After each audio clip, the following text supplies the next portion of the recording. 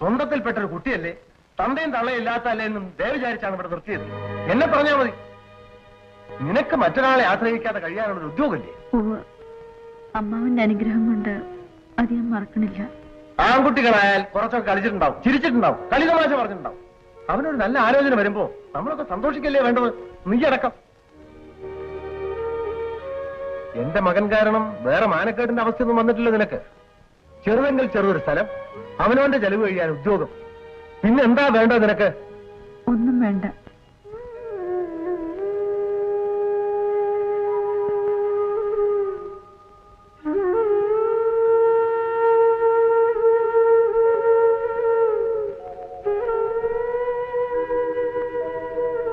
അറിഞ്ഞു, അമ്മാവനിപ്പോ എല്ലാം പറഞ്ഞു. നന്നായി, വളരെ നന്നായി. ഞാൻ സമ്മതിച്ചിട്ടില്ല. ആത്മഹത്യയാണ് അവസാനത്തെ ഭീഷണി. എന്ത് കലാപം ഉണ്ടായാലും ശരി ഞാൻ സമ്മതിക്കില്ല. ഒരു കലാപവും വേണ്ട, ഭാഗ്യാണ്. അമ്മാവൻ ഇടയ്ക്കിടയ്ക്ക് പറഞ്ഞ പോലെ ദൈവാനുഗ്രഹം. കൂടുതൽ ഉയരത്തിലെത്താൻ അവസരം വരുമ്പോ എന്തിനു കലാപം? നിന്റെ അകത്ത് ഇപ്പോഴുള്ള അമർഷവും പരിഹാസവും എനിക്ക് ഊഹിക്കാം. ഏയ് വെറുതെ.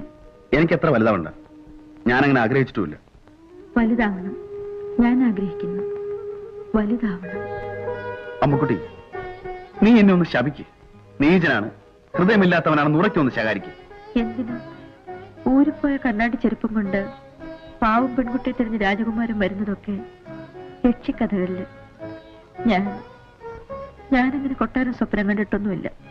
സത്യം സത്യം, എല്ലാം നല്ലതിനാണെന്ന് വിചാരിച്ചോളൂ. അമ്മുക്കുട്ടി, എനിക്ക് വിഷമമില്ല, പകയില്ല, പരിഭവമില്ല. എന്നെ വിശ്വസിക്കൂ. എന്നും പ്രാർത്ഥനയുണ്ടാവൂ. ഞാൻ പറയുന്നത് വിശ്വസിക്കില്ലേ? നല്ലത് വരട്ടെ രാജേട്ടൻ, എന്നും നല്ലത് വരട്ടെ.